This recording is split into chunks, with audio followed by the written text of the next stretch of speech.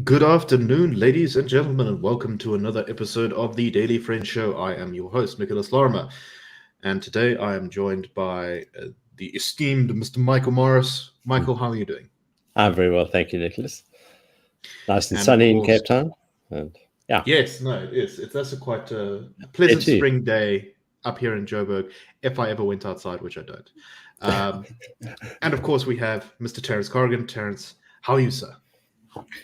Yeah, another day in South Africa where the fun Indeed. never sets. The fun never ends, the excitement never stops. Speaking of which, let us move with that sweet segue onto our first topic, which is of course Jacob Zuma's parole. Now we've talked about this quite a lot recently, and honestly, I think South Africa as a whole talks too much about Jacob Zuma, and yet the story keeps having little twists and turns that are more amusing than the last. So on Sunday, there was a report in one of the Sunday newspapers. I can't remember which one. I think it was City Press. That the decision to give Jacob Zuma medical parole involved President Cyril Ramaphosa.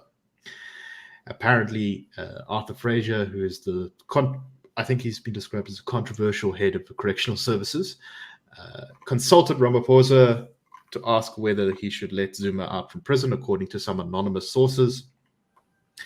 And this was because Arthur Fraser then had overridden the medical parole advisory board's decision not to free Jacob Zuma from jail. According to the sources, Ramaphosa said, yeah, you should release him. According to the sources further, Fraser went on to say that Zuma is seriously ill and that he doesn't want Zuma dying in prison because he thinks that it will be seen as foul play and will spark a new wave of riots by Zuma supporters across the country. So, Michael, let me start with you. We were talking a little bit about this before the show, so perhaps we should just rehash some of what we were saying there. But, I mean, if Zuma is sick, which we still really don't know and don't have, I would say, proper independent confirmation of, it seems kind of reasonable then that he should be let out of prison. I mean, this reasoning that if he dies in prison, it would be bad for the country kind of makes some sense, at least on the surface. What do you make of that argument, Michael? Yeah, one can understand, the anxiety about that. But, these are precisely the circumstances where you would anticipate that somebody in Fraser's position would think to himself, right, what we've got to be sure of is that we get solid confirmation of the medical facts. We're sure, where we stand, what his condition is, and then, we can go to the country and set it all out. But what we have instead is this, curiously secretive and internal process, apparently, where the medical parole board says one thing, something else happens. Now it emerges, although from unnamed sources, but quite plausibly, by the looks of things, that there was a political intervention as well, or certainly a political approval. It only makes it worse instead of actually clarifying it and enabling the proper authorities to reach a sane conclusion and make the decision on that basis. No, exactly right. It's also worth saying that the Helen Suzman Foundation and AfriForum have both threatened legal action if the Department of Correctional Services does not give full written reasons for why they placed Zuma on parole. Because so far, all we're going off of is one interview that Arthur Fraser gave to SABC News. Terence, what do you make of all this? I mean, are we right to be so incredibly cynical that all of this has just been done purely by Ramaphosa to try and shore up ANC electoral support, particularly in KZN, on the eve of the local government elections? Or maybe do you think this was part of the deal for getting Zuma to go to jail in the first place without causing too much of a fuss? Well, let me just ruminate on that question of whether we are too cynical. This is South Africa we're talking about. It just astounds me that we still, use words like too cynical after what we've seen over the last decade. Look, the question that I would pose is how many people actually die in prison, who are suffering from, whatever combination of maladies. Now, maybe I'm wrong. Maybe, all of these guys end up to expire in the loving embrace of their families and social circles. But I would be surprised if that's true. Well, but I play fair, and like some of our detractors, I say I'd like to see the evidence first. I don't assume that I know off the bat.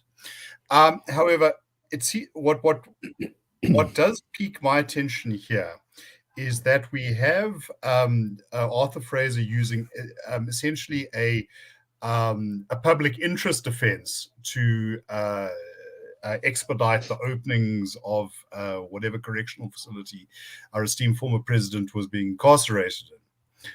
If that is part of the justification, then I think the broader universe of facts needs to be put very clearly on the table. Otherwise one may well cynically perhaps draw the conclusion that there is some, to use a technical term, jiggery-pokery involved here, that perhaps, our esteemed former president is receiving some sort of, dare I say, preferential treatment. Look, we all know about South Africa's great medical miracle in the form of the former one Mr. Sheikh. Death's doorstep before he was resurrected on the greens of Durban of Durban golf courses. Look, and I think that there is a much more serious issue here than whether one former head of state gets to live out his life in Nkandla as opposed to an escort correctional facility, and that is, if things are so fragile that we will dispense with the proper administration of justice because we don't know what the public response may be, and the state is so incapacitated that it can't handle it, we are down a very, very perilous road already. And unfortunately, in July, we saw just how compromised the state was. Yeah, no, that's exactly right. So, Michael, as a sort of final thought on this, kind of the way I see it is that if Zuma is indeed ill, and this public and it is true, the facts behind this public interest defense or reason for releasing him is happens to be the case. It's an interesting tension, because I think actually quite a lot of countries face this problem, particularly when you have a leader who's gone out of office, who now is facing some kind of criminal sanction or is involved with the criminal justice system. Of this tension between making the short-term political decision to, in this case, maybe fudge the rules a bit or speed up the process a bit in order to preserve peace and unity, or alternatively sticking to the letter of the law, going through all the processes exactly correctly. What do you think would be better in our case if indeed he is ill? I always think the integrity of institutions is so critical to society, and people deserve to feel that they would have exactly the same treatment, that they would also be heard by parole boards and so on in exactly the same way as anyone else. I think that's really a fundamental value. There are risks, as Terence has pointed out, but there's a greater risk, I think, in allowing that to slide, allowing that erosion of basic institutional integrity. That has long-term effects, which are really not the kind of thing we want, which obviously we do live with, because this has been going on in various spheres. But it's not a good reason to allow it to happen. Let me just make one other comment. Do you remember when President al-Bashir was supposed to be arrested in South Africa, but was then expedited out the country? Right, another kind of. Well, I think it was Gwede Mantashe who made probably the most disturbing statement from a government official since 1994, that from time to time court orders like this will be disregarded. Okay, well, then we do not live under the rule of law. We live under some sort of rule of regulated preferencing, where yes, we do have these rules, but if you just happen to belong to the cool kids club, they don't apply to you. And this is why I say, my greatest sympathy to the former president in his ill health. But I imagine that there are many people whose names we will never know. Yeah. Some of whom did probably quite dreadful things, who are suffering from whatever lists of ailments, and maybe have a few weeks on the clock. Yeah, and that's a really good point. I'm also reminded maybe at times we just we'll just ignore those strictures. Well, that's. I think I see bananas starting to grow in my garden. I'm reminded of a story Gabriel told me about a building in the inner city of Johannesburg, which was sort of claimed back from crime and dysfunction because it appointed an incredibly hardcore, unflexible head of security to manage the building. And this person's favorite phrase to encapsulate their worldview was a very simple one, which is rules is rules. Yeah.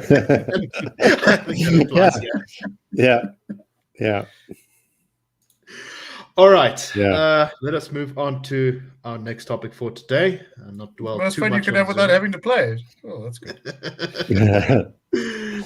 Stick with us, guys.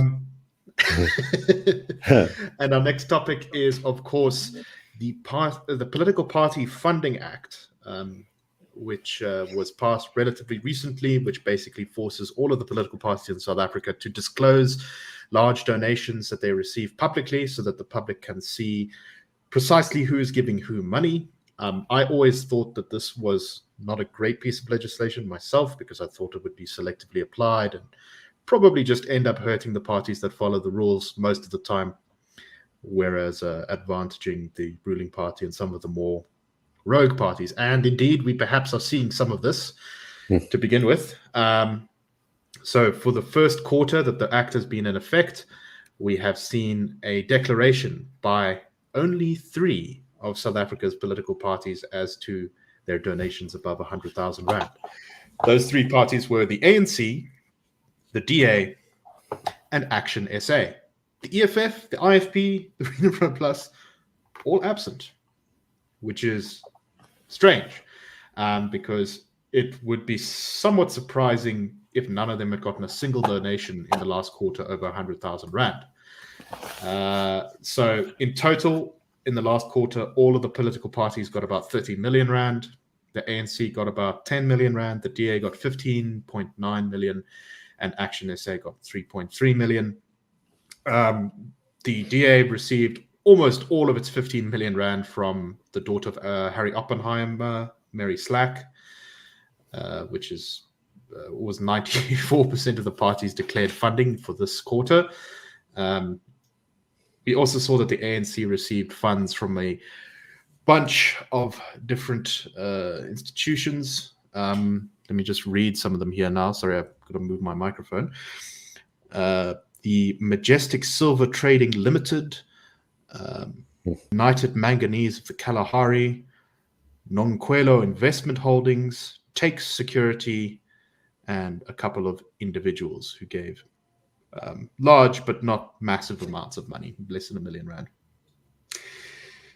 So, Terence, you had some great points about this beforehand. It's also worth pointing out that the manganese company has been connected by some groups to a Russian oligarch who is associated with Vladimir Putin. That could just be smoke and without anything behind it, but it's kind of interesting to think about.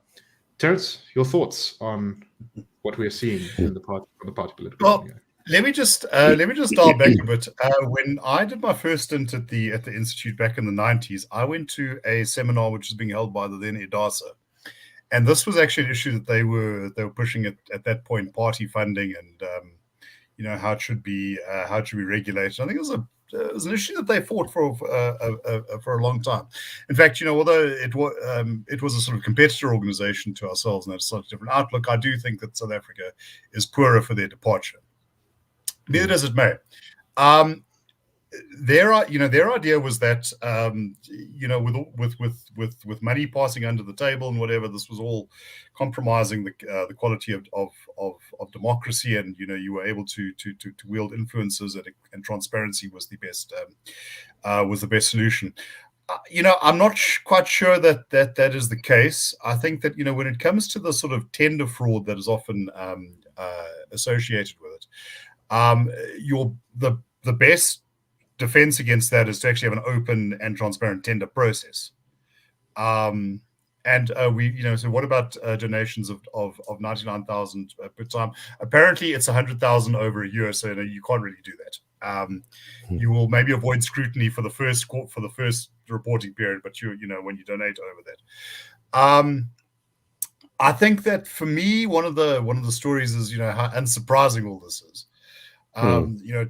Chancellor House bravely said that it's funding the ANC. Now, I don't know whether the directors of the Chancellor House don't read the newspapers or something, but I'm forced to paraphrase Lawrence Olivier and the boys from Brazil.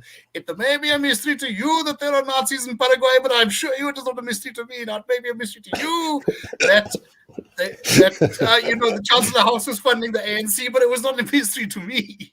I'm serious. Yes, and some guys who scored some tenders, they probably have good reasons. I don't think it necessarily casts a pall over whether your business is being conducted legitimately, and perhaps this has had some impact in that it has scared off some of the more overt influence peddlers and whatever. That being said, one of the sweeteners for disclosure was that you would get access to this multi-party this multi-party pot of money where they're divided up, because we all knew corporate South Africa was just dying to underwrite democracy, not political party interests. It turns out that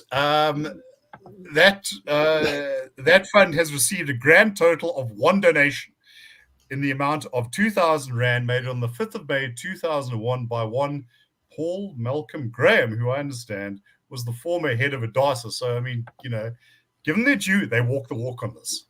But 2,000, but your 25% of 2,000 rand probably is not going to be enough to sort of reform an attitude of transparency. So, Terence, I have a question. If I donate 2,001 rand to the multi-party political fund, can I go on TV calling myself the largest donor to the multi-party political fund? Absolutely, Maybe you should do that. And Paul Malcolm Graham might well congratulate you and say it was feeling really lonely in the moral high ground now. But yeah, politics is an expensive business, and unfortunately, all sorts of incentives have been built in South Africa over the past decades, to encourage some of the worst aspects of funding malfeasance. So it's not a uniquely South African problem, but it is a major problem that we have to grapple with. And perhaps the ANC's administrative meltdown gives some indication that it's actually doing some good. Exactly. So, Michael, let us move on to the thing in the I don't know, the great sort of rotting carcass in the room that I think some of our viewers have already guessed at, which is that South Africa's third largest party and holder of enormous rallies with an enormous countrywide infrastructure, the Economic Freedom Fighters, says that they don't need any donations to survive, and that's why they didn't declare any. That they're completely, perfectly okay running to have. What's the word I'm looking for? They run off of the normal funds that all political parties get based on how many seats they have in parliament, and that they don't need any donations, and that's why they didn't declare any. Should we buy that even a little bit? No, it does seem implausible, doesn't it? I mean, especially as they, seem to be doing pretty well, and they're very visible whenever they appear at places like Senekal or Brackenfell. They've got equipment, stages, sound systems, and so on. So there are obviously resources there. They fill stadiums which they bus people to from all over the country. Exactly. So they managed to get around. They managed to make themselves heard. It does seem implausible, doesn't it? That it's just rands and cents from small contributions. I think they're actually paying their staff. Yeah, well, there we go. Yeah, I must say, it makes me wonder because, of course, it's probably maybe the party's just calculating, and I'd like your thoughts on this, Michael. Maybe the party's just calculating there's no real cost to them if they don't disclose, because it's probably not going to, there's very few sticks to wield to punish the party for this. But at the same time, it could also suggest that maybe the EFF is being funded by some people they would rather not talk about. What do you think? Yeah, that's an interesting point. I mean, one of the things I was thinking about is, whether as time passes and we have this new legislation on the books, whether we're going to see less squeamishness about people owning up to who they support. I think up to now, one's often had a sense that corporate South Africa, especially, has probably been quite unwilling to be seen publicly to be supporting, say, the Democratic Alliance, just because they feel that it's almost a gesture against the kind of liberation project. And I think that might have held true for some time, but my suspicion is that that's probably eroded quite rapidly over the past 5 or 6 years. And it'll be interesting to see whether people out there, companies, wealthy people, are much more willing to say, what we're actually standing up for is a change in the name of the people of South Africa. Things are not simply not good enough, and we need a change. Whether we'll see that, I don't know. So, I mean, your point is, yeah, perhaps people are. There is still that residual, certainly with the EFF. I mean, they might think the EFF is a good bet as a feisty opposition, but wouldn't dream of saying so publicly. So who knows? So, Terence, I'd also like your thoughts on that point that Michael just made. My thoughts are that it's going to pretty much go against donors to any party except the ANC, because people I think, will be afraid to give money. If the ANC finds out about it, especially if they're a big company or something, they might be scared of retaliation, which I think would not be entirely unreasonable. Look, Terence, your thoughts? Yeah, I do remember, in past elections, there have been some major corporates. I think Santam was one of them. That seems to ring a bell, that applied essentially this multi-party fund approach, and they gave in proportion. I think that look, John Cain Berman once said about South African business that it's never met a South African government it didn't like. So I think there's an inherent small c conservatism there, that you back the horse that is most likely to carry you. I think the interesting thing, though, is that I think a lot of sentiment has shifted against the ANC over the last couple of years. I think there was the whole state capture thing, and I think there's also profound disappointment with Ramaphosa now. My sense is that what you'll probably see is a lot of businesses just sort of opting out of the whole game. And those large companies you're talking about might well think that rather than trying to support South African democracy in generic terms, or sweeten the ANC so that it plays nicely with them, let's look for opportunities elsewhere. There's that Africa's economy is growing rapidly. If the Tanzanians or the Nigerians actually want our investment, which the government of South Africa doesn't really seem to want to, maybe that's a better bet. No, definitely. Anyway, let us move on to our last topic for today, and that is, last night our president spoke to us once again, as he likes to do these days on a Sunday evening. President Cyril Ramaphosa made some updates to the lockdown regulations, doing such things as pushing the curfew back an hour. I think it's completely insane that we still have the curfew, because I'm pretty sure that there's not much evidence to support that it really does anything. Who gets infected between like 12 and 3 or whatever ridiculous hours we are? Yeah, it kind of seems like the sort of people who would ignore the curfew. You're not going to turn down your raging party at 11 p.m. because, oh guys, the government said maybe we shouldn't do this. So now, I mean, that's probably a good thing, though, for businesses and things, particularly restaurants. Alcohol is now allowed to be sold for off-site consumption on Fridays.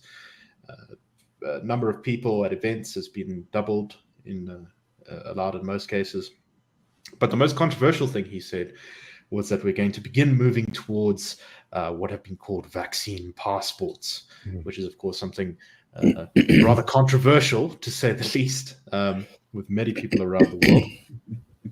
Not just in SA, the US is also similarly having a similar debate right now. And basically, the idea here is that to be able to access certain public spaces or certain events, you will have to prove that you are, in fact, vaccinated against COVID-19.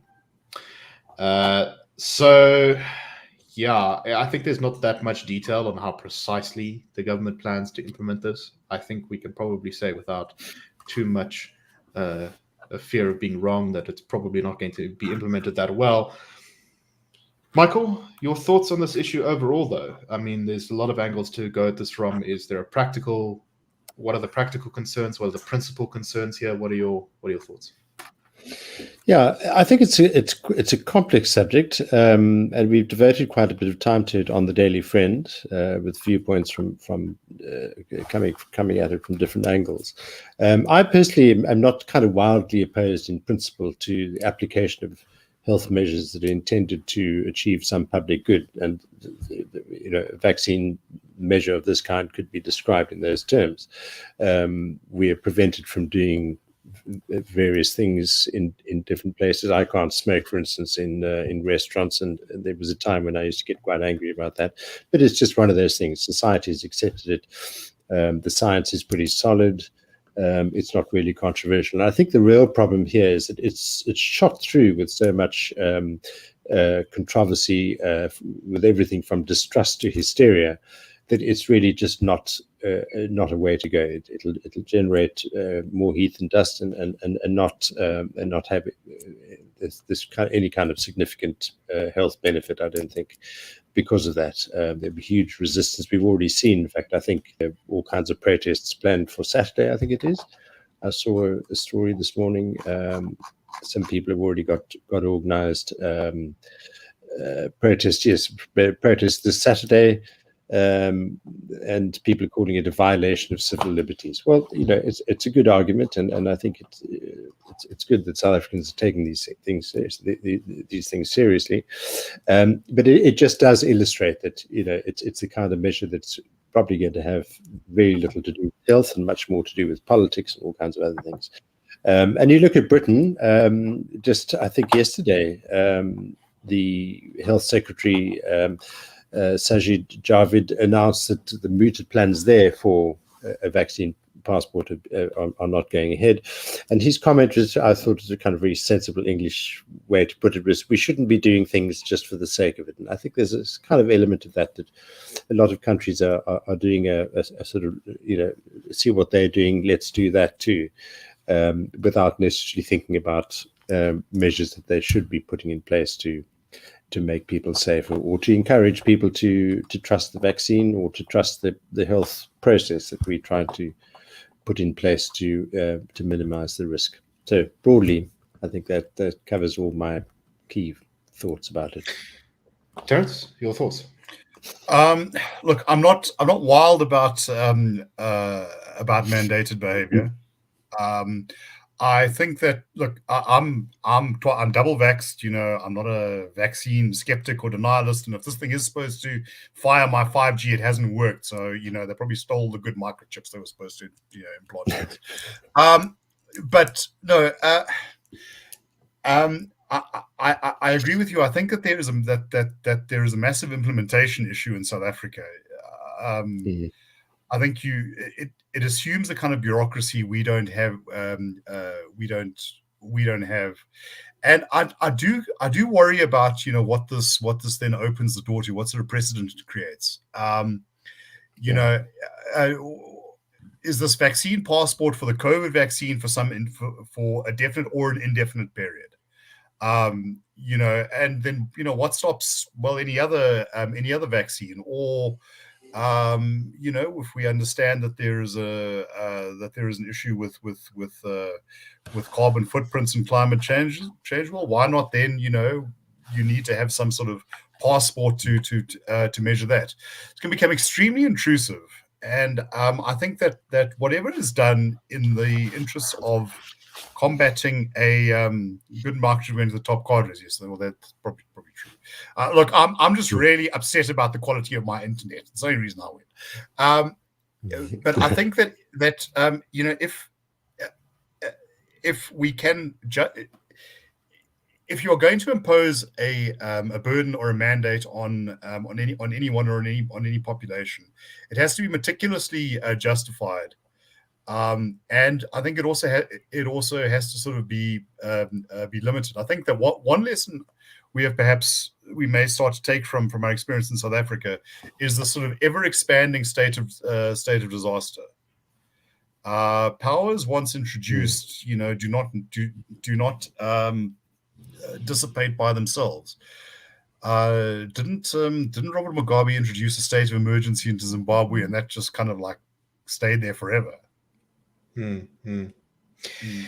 Yeah, a lot to think about. On this issue, I think. But anyway, that's all the time we have. I'm sure we will come back to this debate because it is certainly not the last we have heard from this. But anyway, thank you very much for listening.